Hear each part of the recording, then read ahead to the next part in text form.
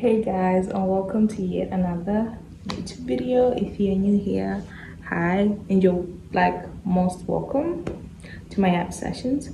If you're seeing this video, it means that I actually got the courage to post the first ever video that I made, and I'm like super proud of myself for doing that. So I'm going to be answering some of the questions that I did like a long time ago. It was like a question and answer on Instagram, and I will be replying those that I can't reply. Sort of like a get to know me thingy, and just like some random yapping. Okay, the first one, like, it's super basic. What is my name? Most people know me as Tiali, some know me as Kapolina, but my actual name is Nyasha, which means God's grace. I'm Zimbabwean, I'm 21. Okay, I'm just going to answer like the personal part all in one. I'm 21, turning 22 in September. I'm from Zimbabwe, born and raised in Zimbabwe. Born and raised in Zimbabwe, 21, Nyasha.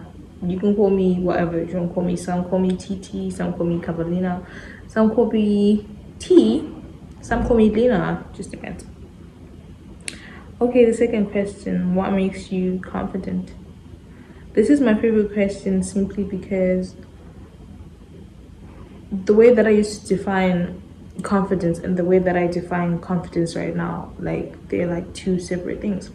Because I mentioned this in my other video, there is a point where I specifically posted, exposing pictures, which is, it's my body, my choice, I can do what I want. But where it was coming from, it wasn't coming from a place of like, oh, being confident. That's what I thought being confident is, especially as somebody that suffered with like actually looking at myself. It might not sound believable, like looking at myself like, oh, is my body like the ideal body,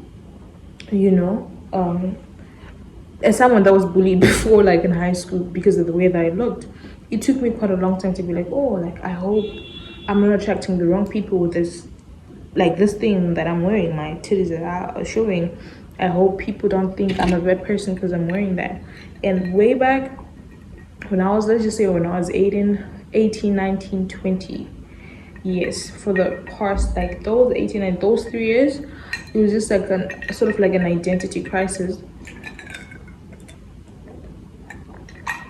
whereby I was just doing what I saw other people doing, really. To be like, oh, they're gonna be like, oh, she's confident in her body, that's why she wears certain things. So that's what I thought confident was. And I remember I used to have people text me like, oh, like, don't you get tired of the hate comments that you get from people? Because trust me, I was getting a lot of hate comments like, oh, like, gonna get married at some point, you post your body too much. Someone like, oh, you should start an OnlyFans, like, just different things, really. And like, I really didn't pay mind to it. It's just that, like, sometimes I'm so stubborn when I'm focused on something. That's just the type of person I am. So way back, if you asked me a question, I feel like I would answer be like, oh yeah, that's what makes you confident, being confident in your body. But when depression actually hit me, that's when I was like, fuck, no. Like, you could be half naked, you could have the, like, most perfect body, you could have the most perfect boobies, you could have the most perfect face, and still not, like, and you won't be confident still, like. And I know a lot of people that look really good but they're not confident, because if there's something that I've learned as within as without, how you feel inside actually matters. And I feel like you never understand this unless you are, like, in that position. So when depression did hit me, like, really bad, that's when I kind of like sat down and it's just like, oh, the fact that I'm showing up, I have functioning depression, by the way. I could be going through something, my sister needs me, I'm gonna be there. So it kind of reshaped the way that I viewed what confidence is. It's like on those days that I feel like, fuck, life is fucking me up, like, over and over, like, back to back, Monday, Tuesday, Wednesday, Thursday, Friday, I'm literally going through it. But the fact that I still show up for myself regardless, the fact that I wake up every day and still do what I need to do, You know, the fact that I don't self-sabotage. I still take care of myself even on my worst days. I still make sure that I look good. I still make sure that I feel good. So that's how I would define confidence. I feel like that's how I define confidence now. It's like how I feel inside. Like whatever that I go through, it does not define who I am. That's what makes me confident. And also knowing, like, as someone that used to compare myself a lot, you know, our social media is really good, but it kind of has a lot of disadvantages. I used to be one of those people that were like, look, oh my god, like like when I was 18, like she's 18, she owns a car, she does this, and hear me out when I say this: comparison is a thief of joy. I'm not even joking. Right now, you could put me in with like the baddest, the person that you call the baddest. I don't compare myself to other people at all. In my head, in my mind, I am the most beautiful girl I've ever seen, and wherever that I'm at in life, I'm so grateful because a few years back I never thought I would be where I'm at right now. So it's more of a situation whereby I look at somebody and I get inspired by them, but I never like look at that person and like, oh fuck, I wish I was that person. I wish I was me. Absolutely, I wish I was me. And there's absolutely nothing wrong with me. So I hope you do understand that's how I feel like I define confidence. Showing up for yourself regardless, making sure you feel good, not letting your experiences define who you are. Okay, this one is actually this one is actually quite interesting. It's about my love life. Yeah. In uni. I love really talking about this. And I'm not trying to make it my whole personality or anything. But I absolutely love this type of question. I feel like I've had, right now where I'm at, I feel like the heartbreaks that I went through, the experiences that I went through were really bad and they put me in really bad situations. But I'll never be the woman that I am today if I never went through them. I think what people need to understand is before you see all those women that you think, oh, they're playing hard to get, or she thinks she's all that, or she's so strict. Most of them were never born like that. But it's like you need somebody to like fuck you over a lot for you to be like, no, like this is what I no longer want for myself. So I have been the side chick, I have been a lover girl, I've been toxic, I've been all sorts of things that put me in a position whereby I couldn't really like look at myself in the mirror and be like, T, like what are you really doing? I don't really discriminate in terms of, you know, people be like, oh, I remember I did an anonymous thing and be like, oh, the Nigerians humbled you or whatever. But I wouldn't really say, I wouldn't define it like that. Dating someone from a different country doesn't mean that the experience is going to be the same as, you know, another person. And it's not even about like people from the same country being toxic. It's about who the person you're dating is. But I should say I have been humbled. I will get into detail with that. But there's just one example that I would like to talk about. Never settling. Never settling. I think highly of myself, and I have been with people that were people that I had to lower my standards for, and they still fumbled me, which is why I say this. Always date someone that's your type. I'm not talking about, you know, someone with money. You could date someone with money and they're still like not your type. They're still on like not the same level, like on the same frequency as you are. You could date someone that's, for example, I'm a very confident person. I've been with people that had money but they were not confident who they are, and my confidence somewhat triggered them. But I'm like, fuck, I'm working so hard to get money and you are already there, and I make you feel some type of way. And I was like, fuck, it's not really about the money. It's me, it's the aura, it's how I walk with my head up in a room, it's how I present myself, it's who I am. So I never really settle. That's like the biggest lesson I've learned from like one of my exes. I won't mention which country he's from, but not really my type of guy. Played me in the face, did the bare minimum, you know, did what he had to do, but never settle. We'll get into detail in my dating life some other time, but never fucking settle.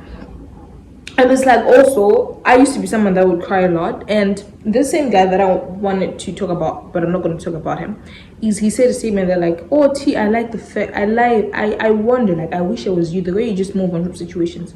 I evaluate shit. I've been through a lot of shit that when something happens, I take things for who they are. I'm no longer delusional. If you did what you did, oh, you did what you did, we are all grown-ups, you know what you're doing. But I kind of said like, oh, what exactly did he do for me? And I'm not talking money wise, like, did he bring peace, did he bring abundance? The only ever loss I'll talk about, the only person I've ever dated, I would say, okay, this one was my loss, is a guy that introduced me to so many channels of making money.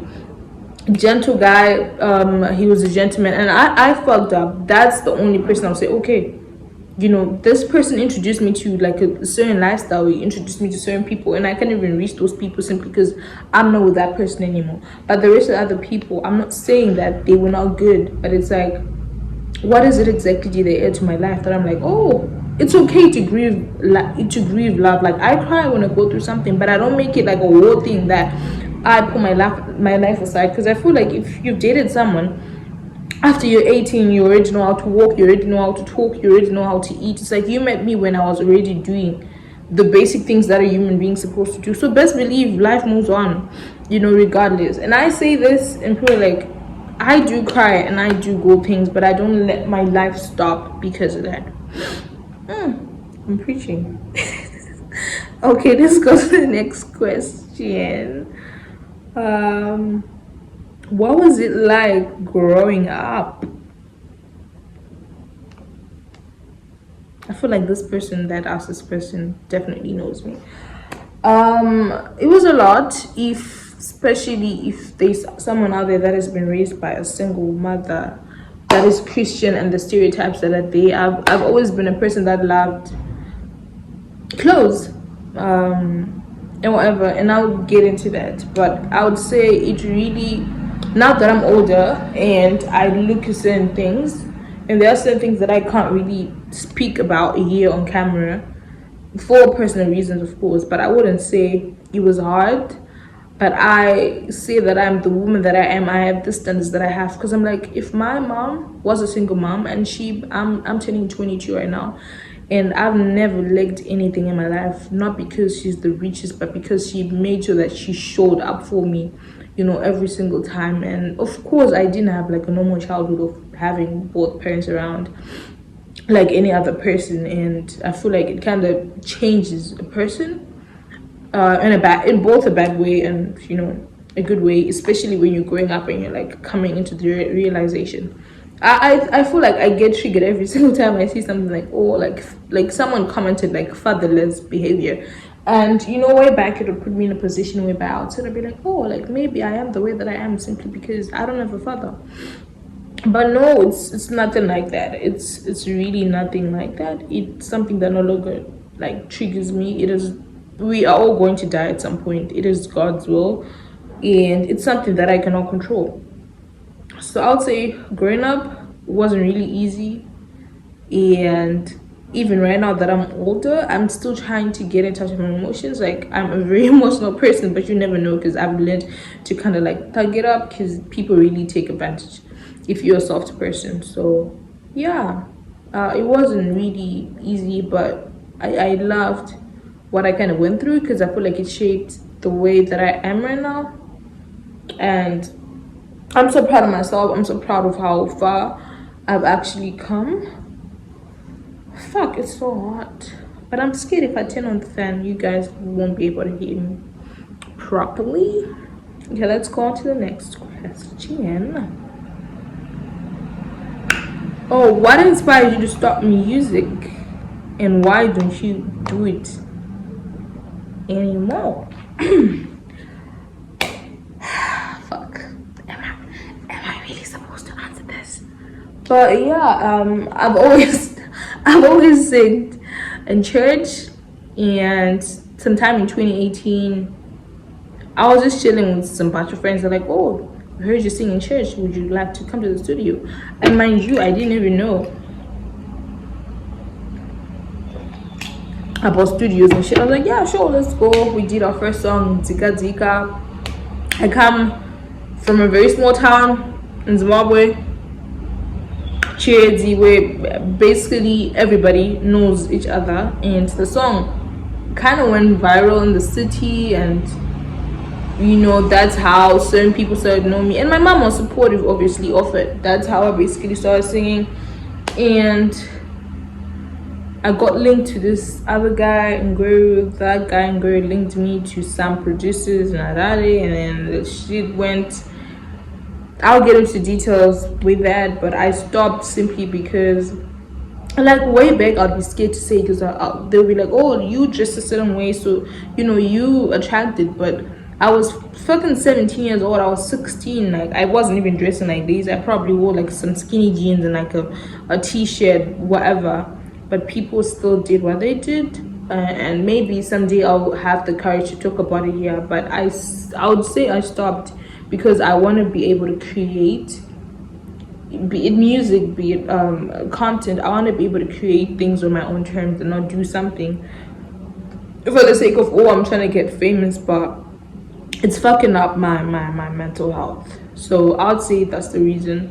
I still make music here and there, but like not as much as I wanted to, and I do hope that someday I will like fully get back in there, because I see so much potential in myself, and I know that like I'm sleeping on myself. I have a very, very, very, very beautiful voice, and I'm a very, very, very, very, very talented person. But that talent, and also like you kind of have to practice and practice and practice to like better your craft, and I feel like I will get there. So let's get into the question. We're at 16 minutes. I'm trying to make this like 30 minutes or like super short. Let me go to the next question. I'm gonna be peeking, by the way, because you guys are being sneaky. So wait, I'm trying to peek a slightly different one. Oh, this one is saying you should be doing like OOTDs and what? Okay. Yeah, I do. As much as I post pictures, I have a video phobia.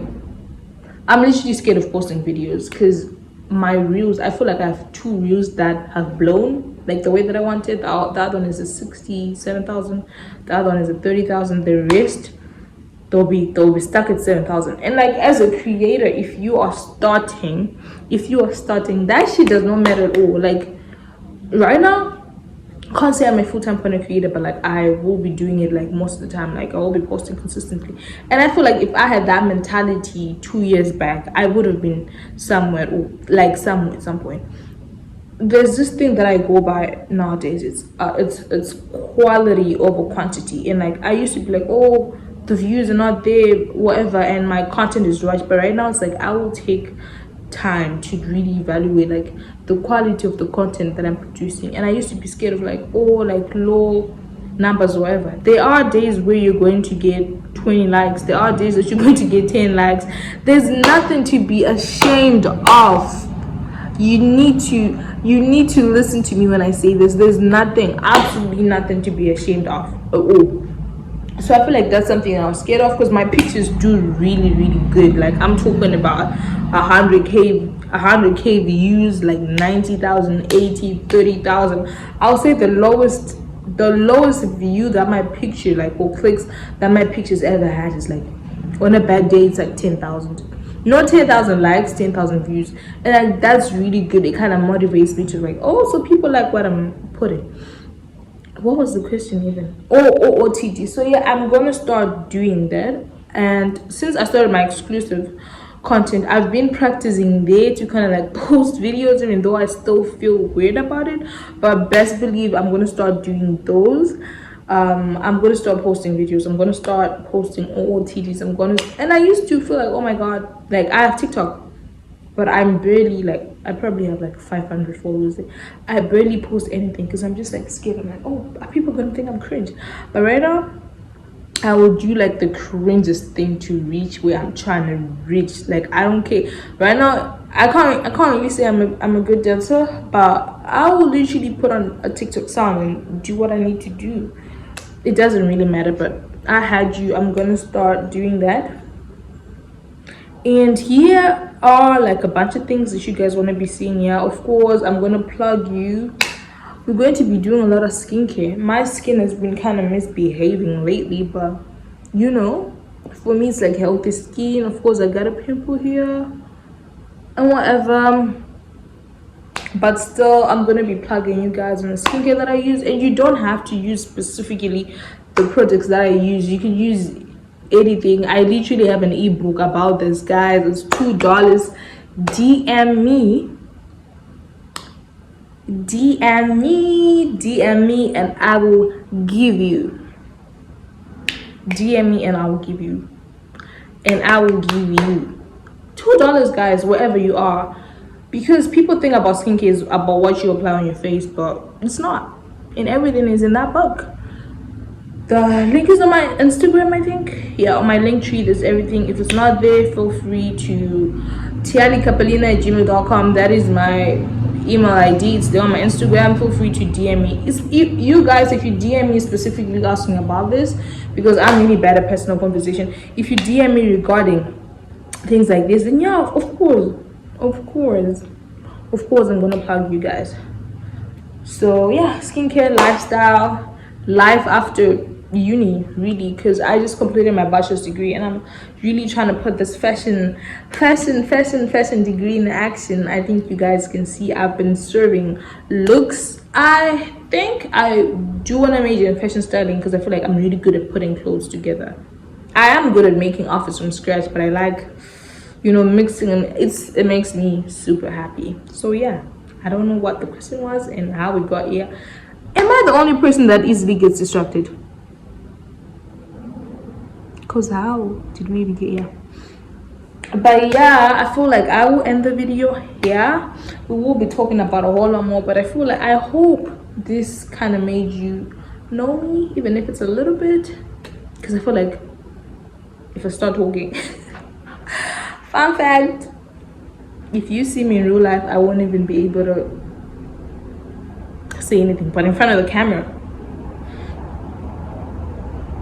I can talk. So yeah, I do hope I will try to post 2 times a week. I'm not promising I will try to post twice a week, but it was really nice talking to you guys and love you. See you next time. Mwah, mwah, mwah, mwah, mwah.